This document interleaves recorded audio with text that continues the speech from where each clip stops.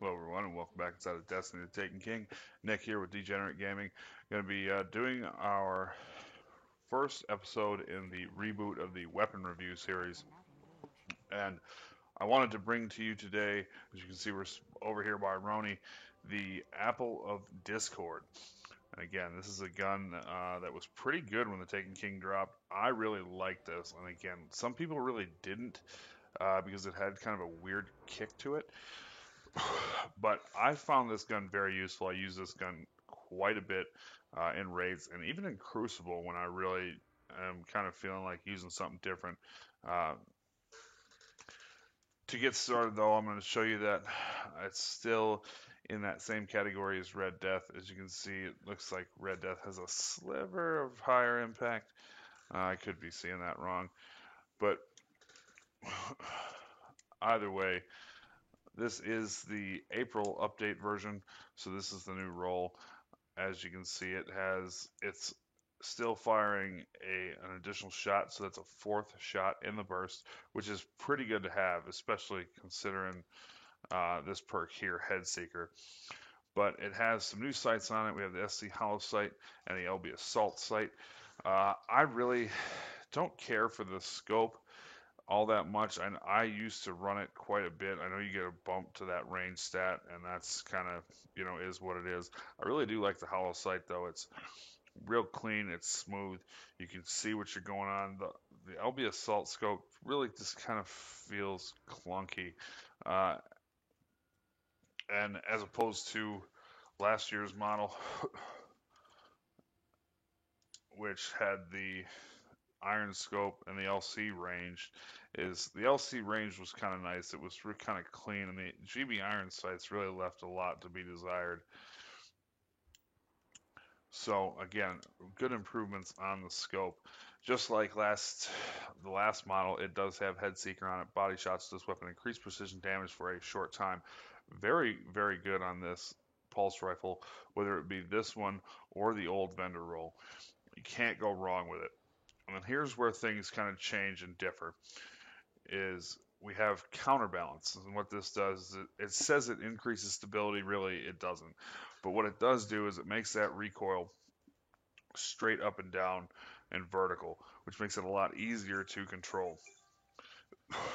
However, and when we get over here into the middle, or not the middle perk, but the selectable perk here, we have Snapshot, which is aim this weapon incredibly fast. Not really all that great. We have Hand Loaded, which this weapon is effective at extended range. Just to give you an idea of what that red bar right there, that decrease, that is how much hand loaded gives you. It's not too much. And then we have Reinforced Barrel, which is increased range and is quite significant at the cost of decreased stability. And I also wanted to compare this to the last vendor roll. As you can see, the Head Seeker full auto and hand laid stock. As you can see, just the difference in the stability is huge. And again, I can do without that range. The range really isn't what you're looking for, but honestly, losing that stability kind of hurts this weapon a little bit. And we'll talk about that more as we get into, some of the gameplay and situations. I wanted to do a recoil test, and I'm going to take you to that now.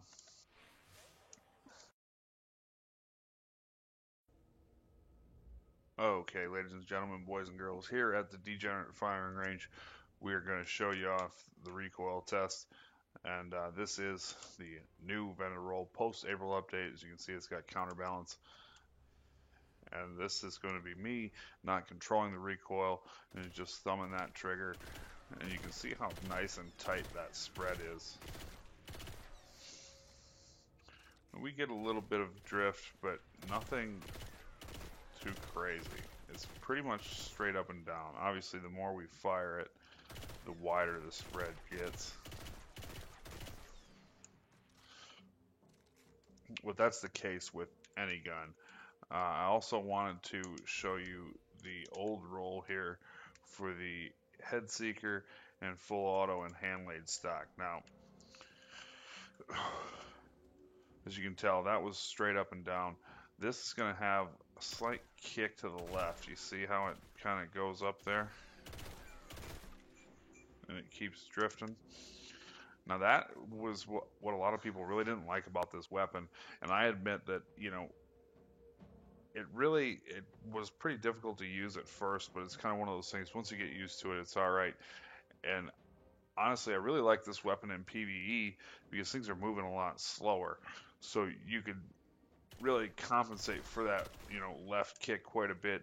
And with this pulse rifle, you're not really aiming for headshots anyways. You want to hit the body and move to the head and move up. So the recoil, the less stability, really, I mean, it's not going to kill you because it's straight up and down, and that's exactly where you want to head. But just for shits and giggles, you can see the full auto roll and just how wild the spread gets on this thing. That's difficult to use in the Crucible. Again, it takes, a lot of time and practice to control that. And it's definitely not the easiest thing in the world to do. It definitely takes some time and some skill. But with that, we're going to get into some gameplay, and I'll show you how the new role performs in certain situations, and we'll get into that here now. Okay, and now we are going to be getting into the PvE portion of this gameplay. And as you can see, nothing really too much has changed, except, obviously the recoil is a little bit different. Honestly, I'm not going to bullshit you guys here. I really like the full auto roll from pre-April update for PvE, just because, that full auto kind of spread really doesn't affect you as much because, the Crucible things are moving so fast, and, really you don't have to be as precise.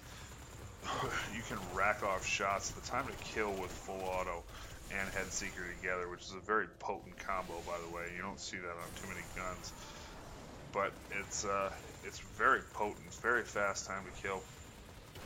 Really, just a monster of a weapon. As you can see, I'm playing on my new Warlock build here, so I kind of not really, trying to use this gun to its full potential, but it's definitely worth a look. The counterbalance, I feel, makes the Head Seeker perk easier to proc.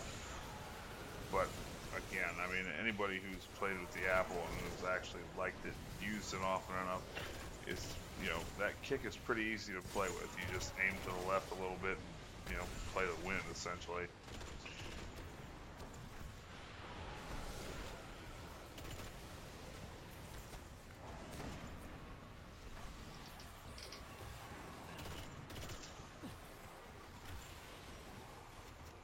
Now, as far as pulse rifle goes, there's probably better ones out there, but if you're looking for, a good all-around pulse rifle, this is it. I think this is going to make quite a certain so for this role with the Crucible crowd and the PvP players. Really is where I think this weapon is going to shine, and pretty soon, and we'll head to some Crucible gameplay now.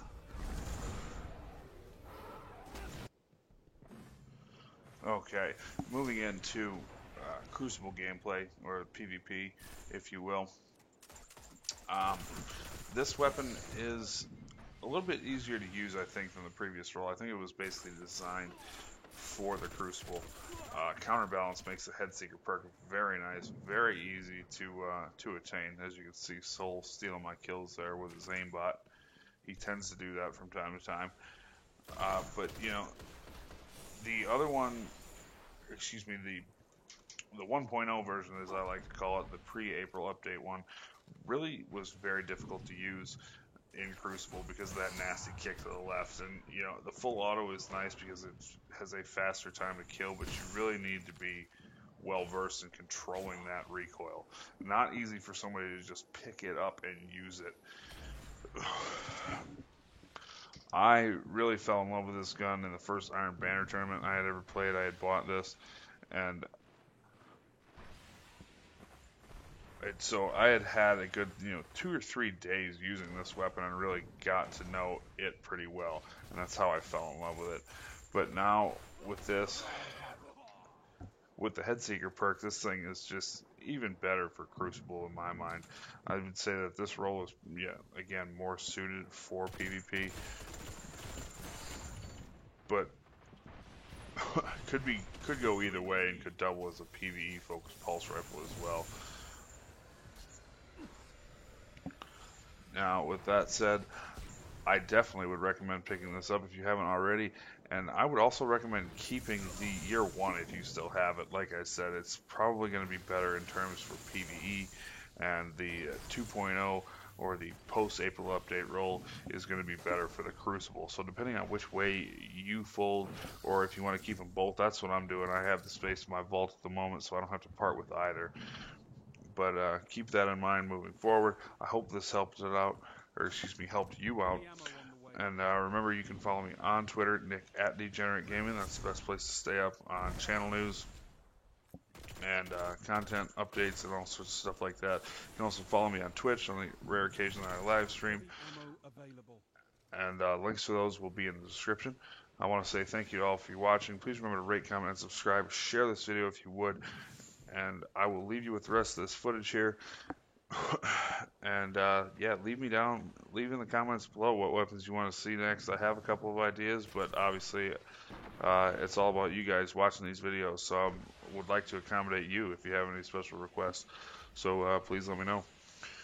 And with that, yeah, have a good one. Thanks for watching. Bring it back here for more Destiny weapon reviews.